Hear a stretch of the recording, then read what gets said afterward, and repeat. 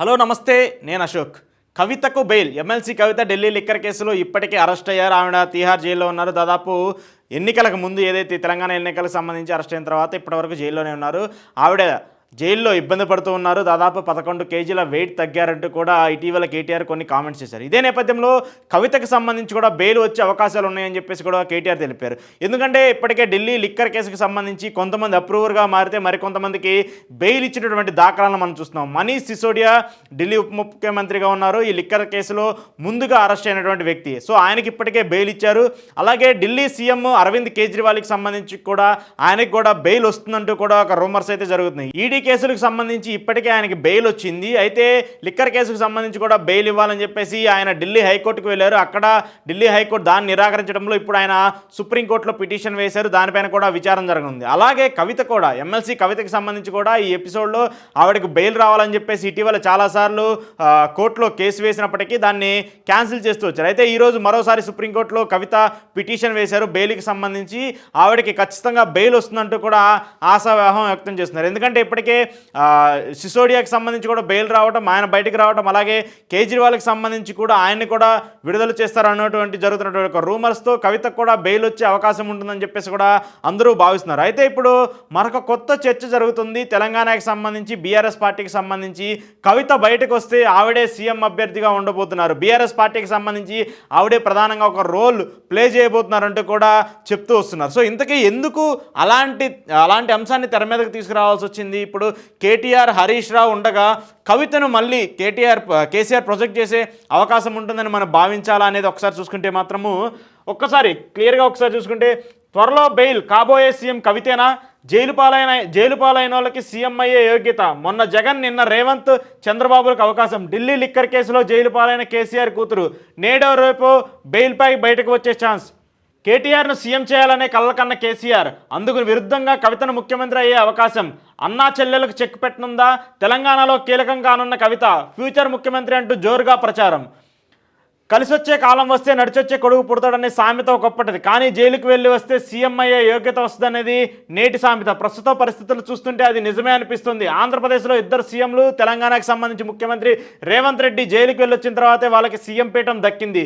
AP మాజీ CM YS Jaganmohan Reddy, ప్రస్తుత ముఖ్యమంత్రి చంద్రబాబు నాయుడు జైలుకు వెళ్ళొచ్చారు. అలాగే తెలంగాణ సీఎం రేవంత్ రెడ్డి సైతం గతంలో జైలు పాలైనడా. అయితే రాష్ట్ర ముఖ్యమంత్రిగా వీళ్ళిద్దరూ సీఎంగా బాధ్యతలు చేశారు. ఇప్పుడు బీఆర్ఎస్ పార్టీకి సంబంధించి కేసీఆర్ బిడ్డ కవిత జైలుకి వెళ్ళొచ్చిన తర్వాత ఆమెకు కూడా ఒక ప్రొజెక్షన్ వస్తుందని చెప్పేసి అందరూ భావిస్తున్నారు. సో ఆవిడ బీఆర్ఎస్ పార్టీకి సంబంధించి కీలక నేతగా ఉంచి ఆవిడని సీఎం అభ్యర్థిగా ప్రొటెక్ట్ చేయాలని చెప్పేసి కేసీఆర్ భావిస్తున్నట్టు తెలుస్తుందని చెప్పేసి ఇక్కడ ఒక అంశం అయితే కనిపిస్తుంది. సో దీనికి సంబంధించి ఎలాంటి అంశం అయితే ఉంటుందో, దీన్ని ఎంతవరకు ప్రొటెక్ట్ చేస్తారనేది చూసుకుంటే మాత్రము తెలంగాణలో తిరుగులేని శక్తిగా కవిత ఉండబోతుందనేది మాత్రం అర్థమవుతుంది. ఇది ఎందుకంటే దానికి సంబంధించి మద్యం కేసులో అరెస్ట్ అయిన బీఆర్ఎస్ ఎమ్మెల్సీ కవితకు రాబోయే రోజుల్లో మంచి రోజులు రానున్నాయని పలువురు అభిప్రాయపడుతున్నారు. తెలంగాణలో 2 సార్లు బీఆర్ఎస్ అధికారంలోకి రావడం, 10 ఏళ్ల పాటు తండ్రి కేసీఆర్ పాలించడం ఆమెకు ప్లస్ అయ్యే ఛాన్స్ ఉంది. గత పాలనలో ఎంతోమంది రైతులు, పేదలకు న్యాయం జరిగినట్టు, మహిళలను మంచి ప్రాధాన్యత దక్కిందనేది గులాబీ లీడర్ల మాట. 2 సార్లు మంత్రిగా ఉన్నప్పటికీ అన్న కేటీఆర్కు మంచి పేరు రాలేదని, అటు బావ హరీష్ కూడా 2 సార్లు మంత్రిగా పదవి అనుభవించారు. కానీ తెలంగాణ ప్రజల గుండెల్లో చోటు సంపాదించుకోలేకపోయారు. కానీ ఒక్కసారి కూడా మంత్రి పోస్టు తీసుకొని కవిత మాత్రం స్త్రీలు, యువతతో మంచి క్రేజ్ ఉంది. అంతేకాకుండా జైలుకు వెళ్ళి వచ్చిన తర్వాత ఆమెకు ఫాలోయింగ్ పెరుగుతుందనే మేధావులు చెబుతున్నారు. కేటీఆర్, హరీష్ రావు సైతం తెలంగాణ ఉద్యమం ఆ తర్వాత కూడా జైలుకు వెళ్ళిన దాఖలాలు లేవు. కానీ కవిత 5 నెలల పాటు జైలు జీవితం గడిపిన ఆమెకు ఇది ప్లస్ అయ్యే అవకాశం ఉన్నట్లు తెలుస్తుంది. జైలు నుంచి విడుదలైన తర్వాత తెలంగాణ రాజకీయాల్లో ఊపందుకునే ఛాన్స్ ఉంది. ఆమె అధికారికంగా కాంగ్రెస్ను టార్గెట్ చేస్తూ ముందుకు వెళ్ళనుంది. డీలా పడిపోయిన బీఆర్ఎస్ శ్రేణుల్లో ఉత్తేజాన్ని నింపుతూ నెక్స్ట్ అధికారమే లక్ష్యంగా ప్రజల్లో దూసుకుపోవచ్చని చెప్పేసి జోరుగా చర్చ జరుగుతుంది. సో ఇక్కడ ప్రధానంగా వినిపిస్తున్నటువంటి ఒక అంశం ఏంటంటే, అంటే ఇది నిజమవుతుందా లేదా అనేది పక్కన పెడితే, ఇప్పుడున్నటువంటి థియరీ ప్రకారం చూసుకుంటే బీఆర్ఎస్ పార్టీకి సంబంధించి ఎన్నికల్లో, అంటే అసెంబ్లీ ఎన్నికల్లో కొంత పుంజుకున్నప్పటికీ వాళ్ళకంటూ ఒక ప్రధాన సీట్లు వచ్చినాయి.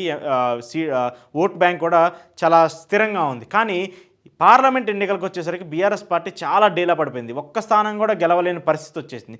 ముఖ్యంగా మెదక్ లాంటి పార్లమెంట్ స్థానాన్ని కూడా సొంతం చేసుకునేటువంటి ఒక దౌర్భాగ్య స్థితిలో బీఆర్ఎస్ పార్టీ ఉందనేది మాత్రం మనం చెప్పుకోవచ్చు. కానీ ఇప్పుడు ఆ కేడర్ని ఊపు తీసుకొచ్చేందుకు కవిత లాంటి వ్యక్తి బయటకు వస్తే ఆమెకు మంచి పొజిషన్ ఇస్తే మాత్రము పార్టీ మళ్ళీ బలోపేతం అవుతుందని చెప్పేసి మేధావులు భావిస్తున్నారు. ఎందుకు బలోపేతం అవుతుందనేది ఒక్కసారి చూసుకుంటే, అంటే వాళ్ళ వ్యూ ప్రకారం చూసుకుంటే, ఆల్రెడీ కేటీఆర్ కానివ్వండి, హరీష్ రావు కానివ్వండి, తెలంగాణ ఉద్యమానికి సంబంధించి చాలా జోరుగా ఉన్నటువంటి వ్యక్తులు. వీళ్ళిద్దరూ తెలంగాణ ఉద్యమంలో చాలా క్రియాశీలక పాత్ర పోషించారు. రాష్ట్రాన్ని సంపాదించుకోవడంలో ఒక పాత్ర పోషించారు. అయితే ఆ తరుణంలో ఎమ్మెల్యేలుగా గెలిచి మంత్రులు అయిన తర్వాత కూడా ఎక్కడా కూడా వాళ్ళ ప్రొజెక్షన్ని, అంటే వాళ్ళంతూ వాళ్ళకి ఎక్కువ ప్రొజెక్ట్ చేసుకుంటూ పార్టీని పక్కన పెట్టేశారని చెప్పేసి ఒక వినికిడి వినిపిస్తుంటే, పార్టీని కాపాడుకునే స్థాయిలో కానివ్వండి, కార్యకర్తలను కాపాడుకునే స్థిరత్వంలో కానివ్వండి, వీళ్ళిద్దరూ ఫెయిల్ అయ్యారని చెప్పేసి మేధావులు చెప్తున్నట్టు పరిస్థితి. అయితే కవితకు సంబంధించి, కవిత ఎంపీగా గెలిచినా కూడా ఎక్కడా కూడా కేంద్రానికి సంబంధించి కానివ్వండి, ఇక్కడ ఉన్నటువంటి పార్టీకి సంబంధించి కూడా ఎలాంటి బాధ్యతలు తీసుకోలేదు. కేవలం ఎంపీగానే ఉన్నారు. మహిళలకు సంబంధించి, ముఖ్యంగా యువతకు సంబంధించి చాలా క్రియాశీలకంగా ఆమె పనిచేశారు. సో ఆమెకు అలాంటి అవకాశం ఉంటుంది. సో ఖచ్చితంగా ఆమె వస్తే మళ్ళీ యూత్ని మళ్ళీ యాక్టివ్ చేసే పరిస్థితి కనబడుతుంది. మహిళల్లో కూడా కొంత యాక్టివ్నెస్ తీసుకొచ్చే అవకాశం ఉంటుందని చెప్పేసి కూడా వాళ్ళు ఆలోచిస్తున్నారు. ఇక మరొక అంశం ఏంటంటే, కవిత మహిళ కావడము, పార్టీలో ఉండి, అంటే 10 ఏళ్ళు పార్టీ అధికారంలోకి ఉన్నా కూడా ఎలాంటి పదవులు తీసుకోకుండా కేవలం ఆమె గెలిచినటువంటి, ప్రజలు ఇచ్చినటువంటి మెజార్టీతో ఎంపీగా గెలిస్తే ఎంపీ, ఆ తర్వాత ఎమ్మెల్సీ అయ్యారు ఆవిడ ఎమ్మెల్సీగా.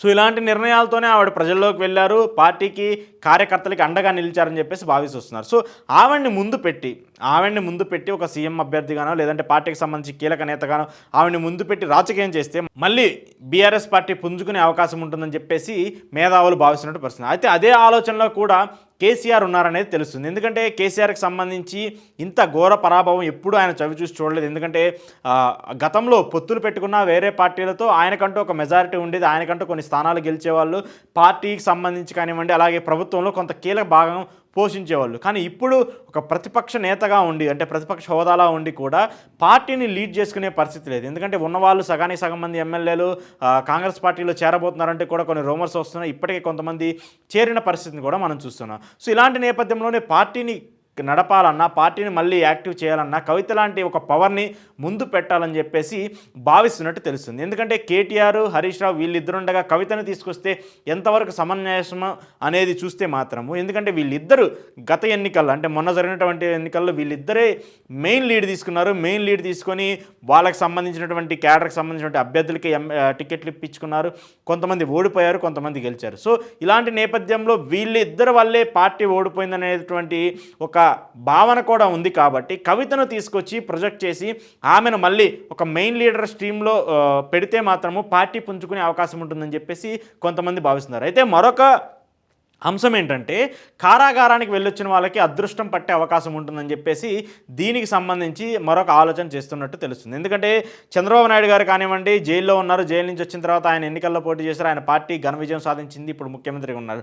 అలాగే జగన్మోహన్ రెడ్డి గారు ఆయన జైలుకు వెళ్ళారు, జైల్లో నుంచి బయటకు వచ్చారు, ఆయన సీఎం అయ్యారు. అలాగే తెలంగాణకు సంబంధించి ముఖ్యమంత్రిగా ఉన్నటువంటి రేవంత్ రెడ్డి గారు ఆయన కూడా జైలుకి వెళ్ళారు, జైల్లో జీవితం గడిపేసి ఆయన బయటకు వచ్చి మళ్ళీ రాజకీయాల్లో యాక్టివ్ అయ్యారు. రాజకీయాల్లో యాక్టివ్ అయ్యి కాంగ్రెస్ పార్టీకి సంబంధించి సీఎం అభ్యర్థిగా ఉన్నారు. సో తెలుగు రాష్ట్రాలకు సంబంధించి ఈ ట్రెడిషన్ కొనసాగుతూ ఉండటంతో కవిత బయటకు వచ్చిన తర్వాత కొంత సింపతి పెరుగుతుంది, పార్టీకి సంబంధించి బలం పెరుగుతుంది, అగ్రెసివ్నెస్ ఉన్నటువంటి లేడీ కాబట్టి ఖచ్చితంగా ఆ ప్రొజెక్షన్ చేస్తే బాగుంటుంది అని చెప్పేసి కూడా కొంతమంది చెప్తున్నటువంటి పరిస్థితి. అయితే ఈవిని సీఎం చేస్తారా లేదంటే ఈ అభ్యర్థిగా ఉంచుతారా లేదనేది పక్కన పెడితే మాత్రము కవిత మెయిన్ లీడ్ పోషించబోతుంది బీఆర్ఎస్ పార్టీకి అనేది మాత్రము ఖచ్చితంగా అర్థమవుతుంది. మరి హరీష్ రావుకి సంబంధించో లేదంటే ఇటు కేటీఆర్కి సంబంధించి వీళ్ళిద్దరు ప్రొజెక్షన్ ఎలా ఉన్నప్పటికీ కూడా కవితను మళ్ళీ మెయిన్ స్ట్రీమ్లోకి తీసుకురావాలని చెప్పేసి కేసీఆర్ భావిస్తున్నట్టు తెలిసింది.